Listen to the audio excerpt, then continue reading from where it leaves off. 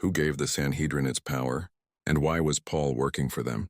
Have you ever wondered where the Sanhedrin came from? It's not part of the law of Moses. Yet by the time of Jesus, it's the highest religious court in all of Israel, powerful enough to question Christ, oversee Stephen's death, and authorize Saul of Tarsus to go after the early church. So what exactly was it?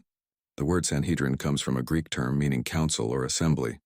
It doesn't appear in the Old Testament, but by the time of Rome's occupation it's fully established. And that gives us a clue. During the 400 years between Malachi and Matthew, Israel went through wave after wave of foreign rule. First the Greeks, then the Seleucids, then the Romans.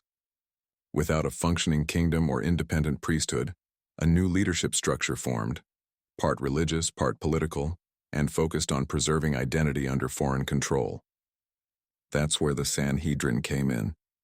It wasn't set up by Moses or the prophets.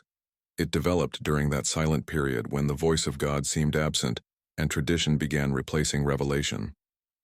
By the 1st century, the Sanhedrin was a council of 70 elders plus the high priest. Half were Sadducees, wealthy, temple-connected leaders. The other half were Pharisees, experts in the law and tradition. They didn't always agree, but they shared one concern. Jesus was disrupting their influence. So they worked together to bring him before the Roman governor.